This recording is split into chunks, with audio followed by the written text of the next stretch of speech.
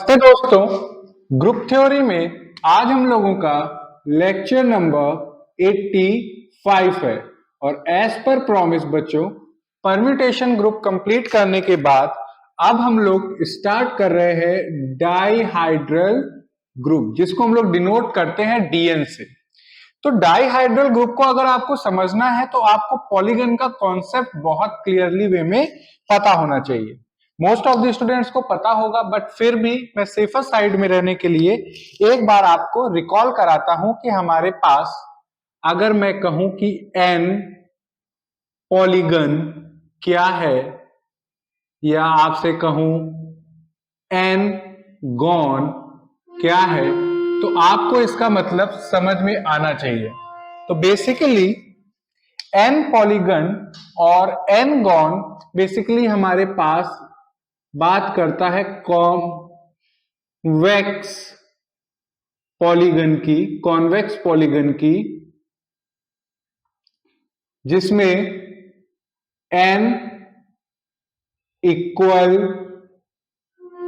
Length sides होती हैं, N sides होती हैं इक्वल लेंथ की, मींस कि n sides of equal length. इसको मैं लिखूंगा एन साइड्स इक्वल लेंथ की एंड एन एंगल्स होंगे इक्वल साइज के। कहने का क्या मतलब है, एन पॉलीगन या एन गॉन का मतलब ये होता है कॉन्वेक्स पॉलीगन जिसमें एन साइड्स हैं इक्वल लेंथ की और एन एंगल्स हैं इक्वल साइज के। आप लोग जानते भी हैं, जैसे कि ये हमारे पास ट्रायंगल है, तो ये क्या है हमारे पास थ्री गॉन है। ट्रायंगल हमारे पास कैसा है बच्चों, थ्री गॉन है, बिकॉज यहां पे थ्री साइड्स हैं इक्वल लेंथ की। तो ये बेसिकली हम कौन से एंगल की ट्रायंगल की बात कर रहे हैं, इक्विलैटरल ट्रायंगल की। थ्री इक्वल साइड्स हैं और थ्री इक्वल एंगल्स हैं। एंगल्स क्या है बच्चों, 120 degree, 120 degree and 120 degree. Similarly अगर मैं आपसे कहूं कि फोर गॉन, तो फोर गॉन में आप रेक्टेंगल जानते हैं, ये भी हमारे पास क्या है फोर गॉन, मतलब कि पॉलीगन है। रेक्टेंगल नहीं बोलूंगा मैं इसको, मैं स्क्वायर बोलूंगा। स्क्वायर क्यों बोलूंगा, क्योंकि यहां पे मैंने क्या बोला हुआ है कि एन साइड्स इक्वल लेंथ की। तो ये बच्चों हमारे पास क्या हो जाएगा, स्क्वायर हो जाएगा, जिसमें फोर साइड्स हैं इक्वल लेंथ की और फोर एंगल्स हैं इक्वल साइज के। 90 degree, 90 degree, 90 degree and 90 degree. ठीक है। अगर मैं आपसे कहूं फाइव गॉन, तो आपको मालूम है पेंटागन होता है हमारे पास। पेंटागन कैसे ड्रॉ करेंगे, कुछ अब देखिए यहां पे फाइव साइड्स है, 1 2 3 4 5। तो ये क्या हो गया, हमारे इक्वल लेंथ के हैं और एंगल भी हमारे पास इक्वल होगा। तो यहां पे हमारे पास ये पेंटागन भी हमारा क्या है, फाइव गॉन। अगर मैं सिक्स गॉन की बात करूं, तो किसकी बात कर रहा हूं मैं, हेक्सागॉन की। हेक्सागॉन हमारा कैसा होगा बच्चों, रुकिए, हेक्सागॉन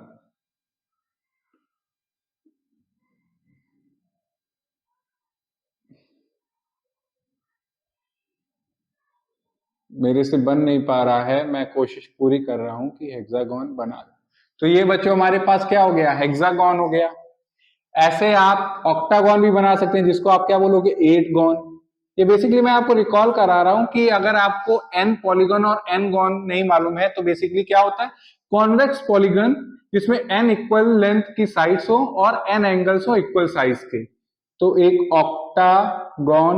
ऑक्टागॉन कैसे बनाएंगे बच्चों, कुछ इस फॉर्म में। ये हमारे पास ऑक्टागन हो गया। देखिए एट साइड्स है, 1 2 3 4 5 6 7 8। तो ये हमारे पास क्या हो गया, ऑक्टागन। तो आप देख रहे हैं 3 gone, 4 gone, 5 gone, 6 gone, 8 gone, ऐसे 10 गॉन बना सकते हैं। तो ये सब हमारे पास क्या है, पॉलीगन्स है। तो ये जो पॉलीगन्स है इनको आप डिफरेंट ओरिएंटेशन या डिफरेंट मोशंस करके जितनी पॉसिबल सिमेट्रीज बना सकते हैं। लेट सपोज आपने इसको फिक्स किया, अब ट्रायंगल को आप कितने वेज में रोटेट कर सकते हैं, कितने वेज में इसको रिफ्लेक्ट कर सकते हैं, जितनी भी सिमेट्रीज पॉसिबल है किसी एक पर्टिकुलर पॉलीगन की, उसी के कलेक्शन को ही बच्चों हम लोग डाईहाइड्रल ग्रुप बोलते हैं। अब मैं फॉर्मली इसको डिफाइन कर दूं कि बेसिकली डाईहाइड्रल ग्रुप बेसिकली क्या है, is a group of symmetries, is a group of symmetries of a regular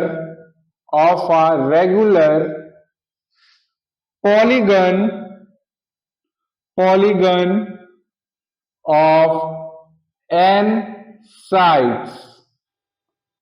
क्या कहने का मतलब है कि ये जो डाईहाइड्रल ग्रुप है बेसिकली ये कलेक्शन है बेसिकली किनका, symmetries of a regular polygon of n side. आप कोई भी पॉलीगन पिक कर लो, आपने स्क्वायर पिक किया, अब इसको आप रोटेट करते जाओ, रिफ्लेक्ट करते जाओ, जितनी पॉसिबल आप सिमेट्रीज बना सकते हो उनका कलेक्शन बच्चों हमारे पास क्या होगा, डाईहाइड्रल ग्रुप। एक ग्रुप होगा मींस वो सारी प्रॉपर्टी सेटिस्फाई कर रहा होगा, closure, associative, existence of identity, existence of inverse, ये 4 प्रॉपर्टीज हमारी सेटिस्फाई कर रहा होगा। इसीलिए ये जो कलेक्शन होता है सिमेट्रीज का वो हमारा क्या कहलाता है, dihedral group of a regular polygon of n sides. And जो कि यहां पे हमने पॉलीगन एन साइड का लिया है तो इसको डिनोट कैसे करेंगे, and is denoted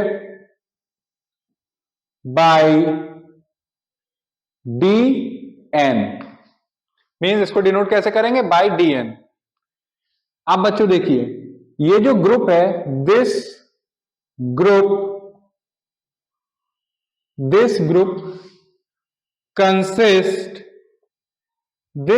consist of 2n symmetries. इसमें कितनी सिमेट्रीज पॉसिबल है बच्चों, 2n सिमेट्रीज पॉसिबल है। मींस कि अगर आप कोई भी n पॉलीगन आप पिक करते हो तो उसमें टोटल कितनी सिमेट्रीज होंगी, 2n सिमेट्रीज होंगी, out of which n are rotational symmetries. जो n हमारे पास होंगी, n हमारे पास रोटेशनल सिमेट्रीज होंगी बच्चों, n are rotational symmetries and n are reflectional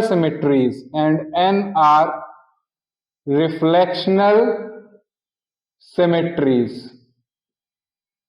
symmetries.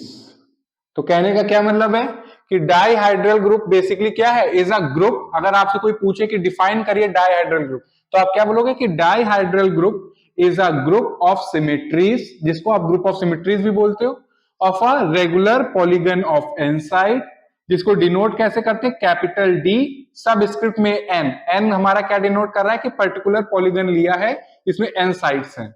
और इस ग्रुप में टोटल, अगर जो आपके पास डाईहाइड्रल ग्रुप होगा इसमें टोटल 2n सिमेट्रीज होंगी बच्चों, जिसमें से n हमारे पास रोटेशनल सिमेट्रीज होंगी और n हमारे पास रिफ्लेक्शनल सिमेट्रीज होंगी। तो अगर आपसे कोई पूछे कि ये जो डाईहाइड्रल ग्रुप है इसमें टोटल कितने एलिमेंट्स होने वाले हैं, तो आपका आंसर क्या होगा, 8। मतलब कि टोटल कितने होने वाले, 2n होने वाले। मींस कि अगर आपसे कोई पूछे कि ये जो डाईहाइड्रल ग्रुप है इसका ऑर्डर कितना है, तो आप क्या बोलोगे कि इसका ऑर्डर होगा 2n। यहां पे मैं लिख देता हूं, hence order of dihedral group is 2n। 2n का मतलब समझ रहे हो कि इसमें टोटल, ये जो ग्रुप है इसमें टोटल कितने एलिमेंट्स होंगे, 2n होंगे। अगर आपने n गॉन लिया हुआ है, n गॉन से जितनी पॉसिबल आप सिमेट्रीज बना रहे हो तो उसमें आपके पास होंगी n रोटेशनल सिमेट्रीज और n रिफ्लेक्शनल सिमेट्रीज। मतलब कि अगर आपके पास कोई पॉलीगन है जिसमें 5 साइड्स हैं, तो उसमें 5 रोटेशंस होंगे और 5 रिफ्लेक्शन होंगे, तो टोटल आपके पास कितनी सिमेट्रीज हो गई? 10। तो फॉर एग्जांपल अगर n साइड्स हैं तो n रिफ्लेक्शन होंगे और n रोटेशन होंगे, तो टोटल कितनी सिमेट्रीज हो गई? 2n। तो डाइहेड्रल जो ग्रुप होगा इसका ऑर्डर कितना होने वाला होगा बच्चों? 2n। तो ये तो बच्चों मैंने एक फॉर्मल डेफिनेशन इसकी बताई। अब मैं बोर्ड रब करके इसको मैथमेटिकली बताता हूं। हाँ तो बच्चों, अब हम लोग अपने डाइहेड्रल ग्रुप को अगर डिफाइन करें तो उसको लिखेंगे कुछ कैपिटल डी सब स्क्रिप्ट में n। यहां पे n हमारा क्या बता रहा है कि जो पॉलीगन हमने सेलेक्ट किया है उसमें n साइड्स हैं, n गॉन है हमारे पास। एंड जो एलिमेंट्स हम लोग इसमें देखेंगे वो कुछ इस फॉर्म में होंगे। कैसे? x i y j। अब आप कहोगे कि सर ये x क्या है और y क्या है? तो बच्चों ये जो x है, x डिनोट्स रिफ्लेक्शन। x हमारा क्या डिनोट करेगा? रिफ्लेक्शन। और y क्या डिनोट करेगा? Rotation. y denotes rotation bye angle 2 pi upon n। मतलब कि आप रोटेट कर रहे हो by 2 pi upon n। Means कि जो भी आपने पॉलीगन सेलेक्ट किया, अगर n गॉन सेलेक्ट किया है तो y हमारे पास जो रोटेशन वो होगा वो कितना फॉर्म का होगा? 2 पाई अपॉन n। अब आप कहोगे कि सर इसमें जो i है इसकी वैल्यू क्या होगी? तो बच्चों ये i हमारा या तो 0 होगा या तो फिर 1 होगा। अब आप कहोगे कि सर कैसे? तो इसको समझते हैं। अब मान लीजिए ये है हमारे पास 4 गॉन, मींस एक स्क्वायर, ठीक है। अब अगर मैं इसका रिफ्लेक्शन करूं तो मैं कैसे कर सकता हूं? एक तो यहां पे मिरर रखूं और इसको जस्ट रिफ्लेक्ट करूं, तो अब ये जो ब्लू इस साइड है और रेड इस साइड है, रिफ्लेक्ट करोगे तो क्या आ जाएगा? इस साइड आ जाएगा, ब्लू इधर और रेड साइड इधर, रिफ्लेक्शन इमेज। एंड फिर से अगर एक बार और आप करोगे तो आपको फिर से आपको ओरिजिनल पोजीशन मिल जाएगी, जहां पे रेड लेफ्ट साइड के बिलो में है और ब्लू हमारा लेफ्ट साइड के टॉप पे है।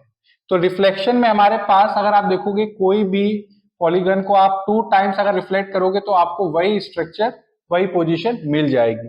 तो यहाँ पे 0 हमारा बता रहा है नो रिफ्लेक्शन और 1 बता रहा है कि एक टाइम आपने रिफ्लेक्ट किया। तो अगर आपने 2 टाइम रिफ्लेक्ट किया तो वो क्या डिनोट करेगा कि आपको आपकी ओरिजिनल पोजीशन मिल जाएगी। मींस एक्स स्क्वायर हमारा आइडेंटिटी एलिमेंट को डिनोट करेगा, ठीक है। अब बात आती है कि सर ये जो y के ऊपर सब सुपरस्क्रिप्ट में j है इसकी वैल्यू क्या होगी? तो मैं आंसर करूंगा बच्चों कि इसकी वैल्यू होगी 0 1 2 से लेके n-1। अब आप कहोगे कि सर 0 से n-1 ही क्यों? तो इसको भी समझते हैं हम लोग। देखिए आपको क्या मैंने बताया कि y हमारा रोटेशन को डिनोट करता है, और कितने रोटेशन पॉसिबल है? अगर आपके पास नंबर ऑफ साइड्स 4 हैं, अगर n आपके पास 4 हैं तो आप रोटेट करोगे 2 pi by 4 means pi by 2 means 90 degree, तभी आपको आपका ओरिजिनल शेप में रहोगे। तो अब y हमारे पास ये है, हमारे पास y0 मीन्स कि कोई रोटेशन नहीं। अब मैं इसको 90 डिग्री रोटेट करता हूं, 90 डिग्री रोटेट किया तो ये हमें एक नया शेप मिला। मींस एक हमें मिला y0 पे और एक हमें मिल गया y1, मींस कि हमने 1 टाइम रोटेट किया 90 डिग्री।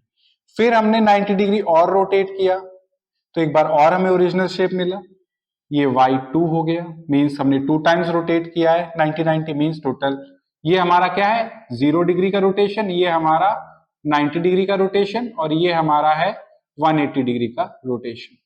फिर आप एक बार और करो, आई होप आपको विजिबल होगा। तो आपको एक नई पोजीशन फिर मिली जो कि है y3। आपकी आपने कितने टाइम्स किया? 270 डिग्री, ठीक है। आप एक बार और करो। अब आप देखो जहां से स्टार्ट किया था वहीं पहुंच गए y0 पे, मींस y4 हमारा क्या है? R360, मीन्स कि आपने आपने 4 टाइम्स रोटेट कर दिया। जब आपने 4 टाइम्स रोटेट किया तो आप अपने ओरिजिनल पोजीशन पे पहुंच गए जहां से आपने स्टार्ट किया था। जहां पे ब्लू हमारा कहाँ था, टॉप में लेफ्ट साइड में, और रेड हमारा था बॉटम में लेफ्ट साइड में। तो ये y4 हमारा किसके इक्वल हो गया था, y0 के लिए। इसीलिए जो रोटेशन है बच्चों कहां से स्टार्ट हो रहा है, 0 डिग्री, मतलब कि नो रोटेशन। फिर आप कब तक करते रहोगे, जितनी साइड्स हैं उससे एक कम पे आपको रुकना है। मींस अगर n साइड्स हैं तो n-1 तक आपको रोटेट करना, बिकॉज जब आप n टाइम्स तक रोटेट कर दोगे तो आपको मिलेगा 2 पाई, मींस 360 डिग्री, मींस कि आप अपनी ओरिजिनल पोजीशन पे पहुंच जाओगे। इसलिए यहां पे डिफरेंट एलिमेंट्स कैसे हम लोग बना पाएंगे, जब i हम 0 और 1 सेलेक्ट करें और j हम 0 से लेके n-1 तक पिक करें। बिकॉज अगर हमने y को n टाइम्स रोटेट कर दिया तो हमें क्या मिल जाएगा, अपना ओरिजिनल स्ट्रक्चर, मींस आइडेंटिटी। तो आई होप आपको समझ में आ रहा है कि कैसे हम लोग अपने डाइहाइड्रल ग्रुप को डिफाइन कर रहे हैं। अब ऐसे आप समझोगे ना तो आप कभी नहीं भूलोगे, आप हमेशा डिफाइन कर ले जाओगे। इसको रब कर देते हैं बच्चों। हाँ, तो बच्चों देखिए ध्यान से, यहां पे एक और शर्त है, वो ये कि हर एक कंडीशन को मैं अलग कलर से लिखता हूं। x y is equal to y n-1 x। तो ये हमारी कंप्लीट डेफिनेशन हो गई किसकी, डाइहाइड्रल ग्रुप की। n अगर आपके पास y कोई रोटेशन है क्लॉकवाइज तो y n-1 क्या है, एंटी क्लॉकवाइज उसी का। तो ये पूरी डेफिनेशन है जिसमें आप देखोगे x हमारा डिनोट कर रहा है रिफ्लेक्शन को, जो भी वेरिएबल रिफ्लेक्शन को डिनोट करेगा सुपरस्क्रिप्ट में उसकी वैल्यू क्या है, 0 1, और x को 2 टाइम्स ऑपरेट करोगे तो आइडेंटिटी। अगर y हमारा रोटेशन को डिनोट कर रहा है तो n टाइम्स अगर रोटेट करोगे तो आपको ओरिजिनल पोजीशन मिल जाएगी, तो yn भी क्या हो गया, आइडेंटिटी। और x y is equal to y n-1 x, means कि अगर आप कोई रोटेशन करते हो, देन रोटेशन किया आपने 1 टाइम, फिर आपने रिफ्लेक्शन किया, या आप पहले रोटेशन आपने मान लीजिए एंटी क्लॉकवाइज किया, तो आप पहले रिफ्लेक्शन कर लो फिर उसको क्लॉकवाइज n-1 टाइम तक रोटेट कर दो, तो वो आपके पास जो पोजीशन होगी वो सेम आएगी। अभी हम लोग जब पर्टिकुलर केस लेंगे D4 का तो उसमें आपको ये चीज मैं बहुत अच्छे से क्लियरली वे में समझाऊंगा अभी। तो यहां पे आप देखिए जो मैंने आपको बताया कि dihedral group basically group of symmetries है रिफ्लेक्शन और रोटेशन का, जिसमें n रिफ्लेक्शन होते हैं और n रोटेशन होती है। तो अगर मैं इसके एलिमेंट्स लिखूं तो कुछ इस फॉर्म में होंगे, y0 हमारा बच्चों आइडेंटिटी एलिमेंट, मतलब कि आपकी ओरिजिनल पोजीशन है, y0 आइडेंटिटी ओरिजिनल पोजीशन। फिर y1 y2 से लेके yn-1। अब आप देखिए यहां पे मैंने कहीं पे भी x नहीं आ रहा है, मींस ये सारे क्या हैं, जब भी आपके एलिमेंट्स में अगर मैं x नहीं मेंशन कर रहा हूं, मींस कि ये सारे प्योर रोटेशन है। ये सारे क्या बता रहे हैं, रोटेशंस बता रहे हैं, रोटेशन। अगर इन्हीं एलिमेंट में अगर मैं x भी कंबाइन कर दूं तो ये हमारे फिर क्या हो जाएंगे, सारे रिफ्लेक्शन को डिनोट करेंगे elements, means x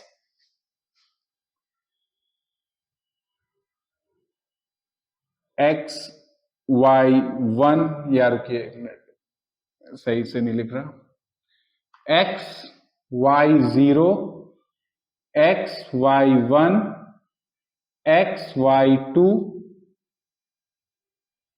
and xyn-1। और ये बच्चों जिसमें भी x कंबाइन हो जा रहा है ये सारे क्या बता रहे हैं, रिफ्लेक्शंस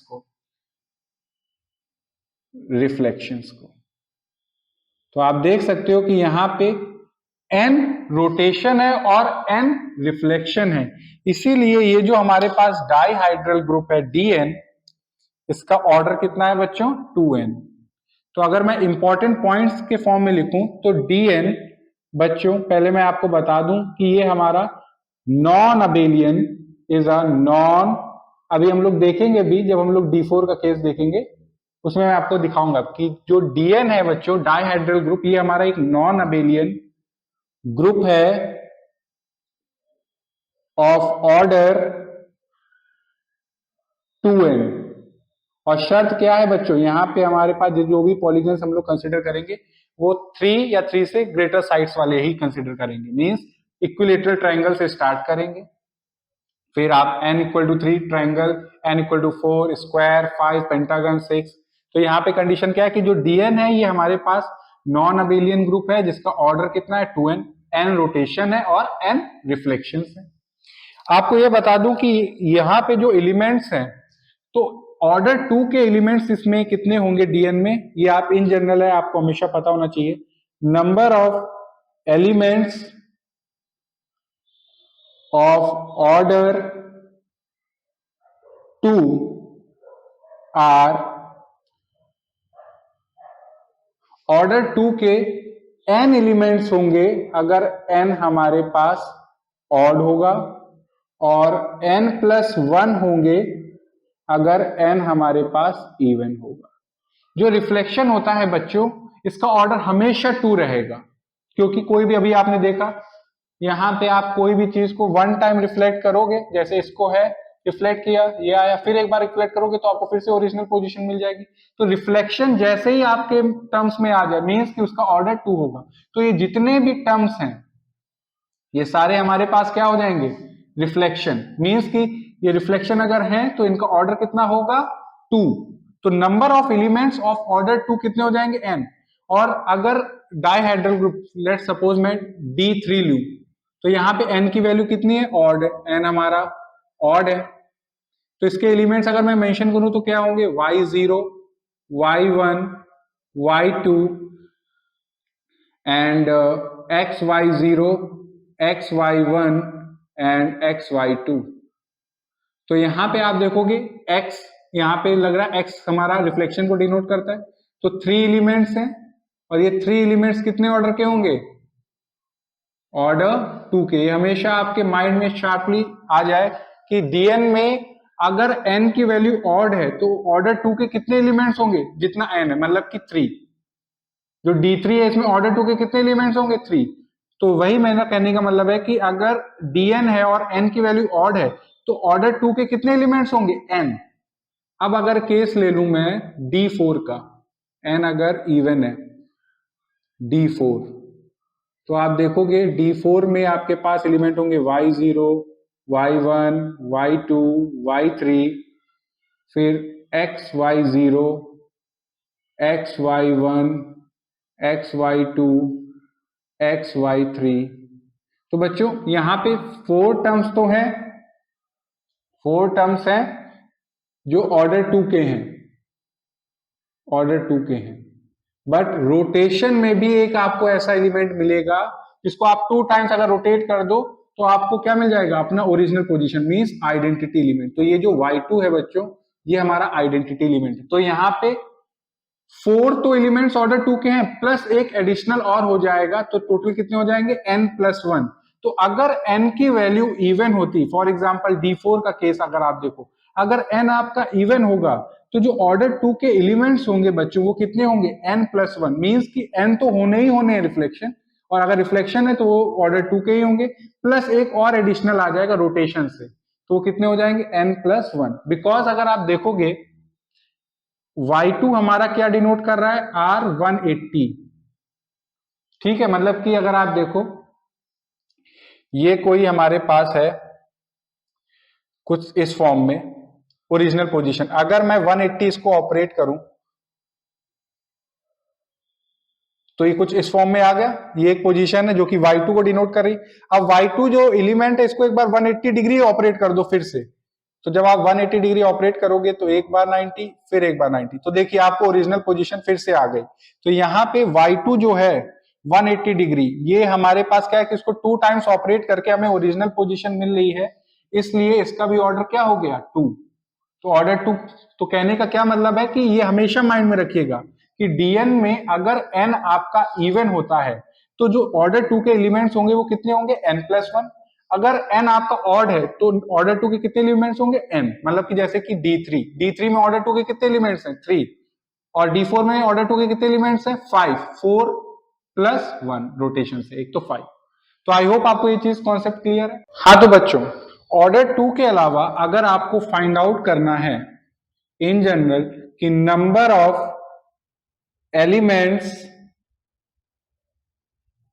ऑफ ऑर्डर डी, और डी हमारा 2 नहीं हो सकता बिकॉज हम लोगों ने ऑर्डर 2 के तो पता कर लिए हैं कि अगर ऑर्डर 2 के आपको एलिमेंट्स डीएन में फाइंड आउट करने तो आपको क्या देखना है, आपको सबस्क्रिप्ट देखनी है। अगर एन ऑड है तो एन होंगे ऑर्डर 2 के एलिमेंट्स, अगर एन इवन है तो n+1 एलिमेंट्स होंगे ऑर्डर 2 के। बट अपार्ट फ्रॉम ऑर्डर 2 अगर नंबर ऑफ एलिमेंट्स किसी पर्टिकुलर ऑर्डर डी के इन डीएन आपको फाइंड आउट करने तो वो होंगे बच्चों 5d, मतलब कितने एग्जिस्ट करेंगे, 5d एग्जिस्ट करेंगे,